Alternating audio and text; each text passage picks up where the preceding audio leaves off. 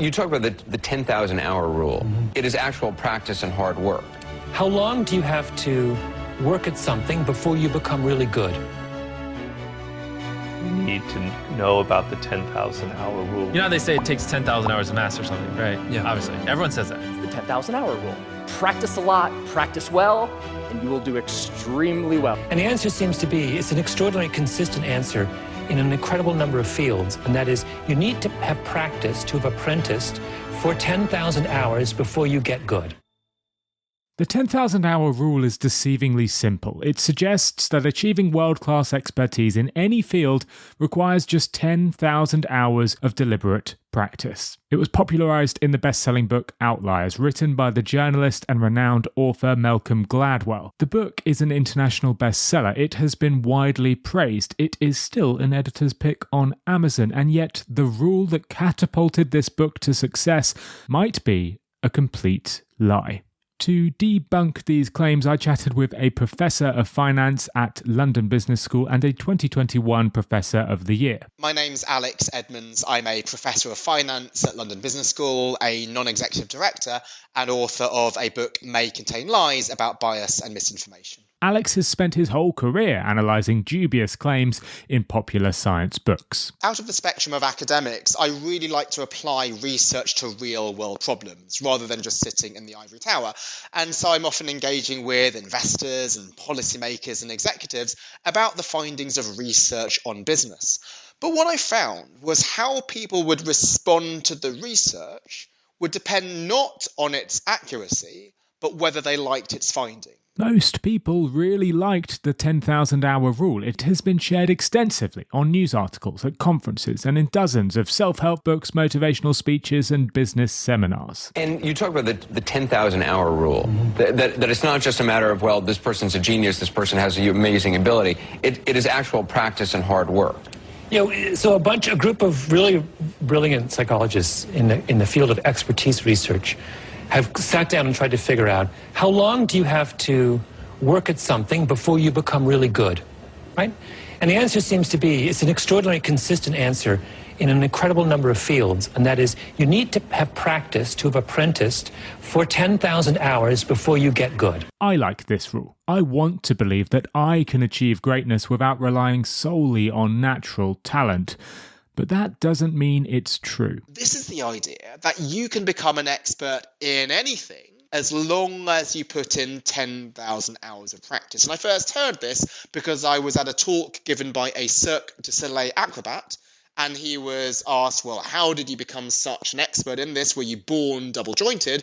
He said, no, it was just practice. And this is the message that I, and probably lots of other people, would like to be true, right? We tell your kids, you can do anything you put your mind to, practice makes perfect. You'd love to believe that you're not a slave to genetics. You can choose whatever career you want as long as you have passion and drive. You don't have to be naturally talented, you just need to put the hours in. Gladwell claims that he himself put in 10,000 hours of work at the Washington Post, which is why he's a world-class journalist. And I started to teach this to my students. So I was a professor at Wharton at the time, and I teach boring finance for 11 out of the 12 lectures. And then the 12th lecture, the final half hour, I give sort of some life advice, a bit like professors give this sort of last lecture.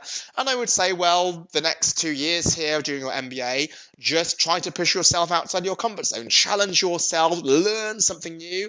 And even if this is something you don't think you're naturally talented at, if you put in the time, you'll get better at it. Just look at the 10,000 hours rule. In Outliers, Gladwell writes how 10,000 hours is the magic number of greatness. He states proof. He writes, researchers have settled on what they believe the magic number for true expertise, 10,000 hours. Exhibit A, a study done in the early 1990s by the psychologist K. Anders Ericsson and two colleagues at Berlin's Elite Academy of Music.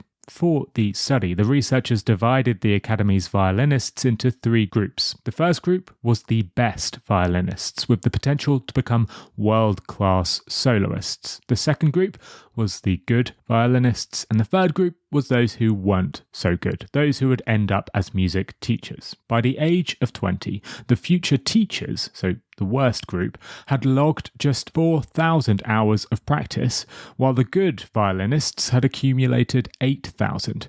And the very best, well, no surprises here, it's around 10,000 hours. Gladwell shares other examples in his book, spanning from Bill Joy, the founder of Sun Microsystems, to Mozart. Even Mozart, often regarded as the ultimate musical prodigy, didn't reach his peak until he had completed 10,000 hours of practice. Alex taught this rule to his MBA students for years without even encountering anything suspicious. And then it was only a few years later that I had to give a public lecture devoted to that rule only, that I looked at the research more carefully, and I found that the evidence behind the rule was very weak, far weaker than Gladwell claims and most people quote it for.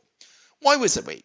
Firstly, it was nothing to do with many of the things that people try to improve at. The study that he quotes was specific to violin playing. Now, Gladwell claims this is a universal rule. You can become an expert in anything, such as neurosurgery or chess. You could play for the England's football team. You could have a number one hit as a singer. But just because it works in violin playing, it doesn't mean that it will work in football. There you might need some natural talent. The same is true in singing. But then, is the evidence for violin playing actually strong?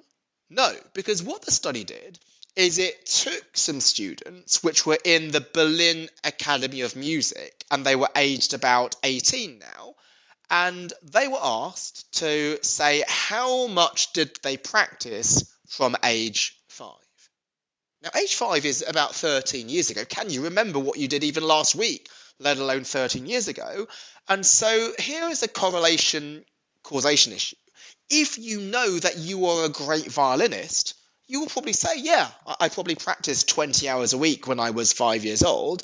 If you know that you're a mediocre violinist, you'll probably say, I didn't practice that much. You don't want to admit to yourself that I practiced a lot and it was to no avail.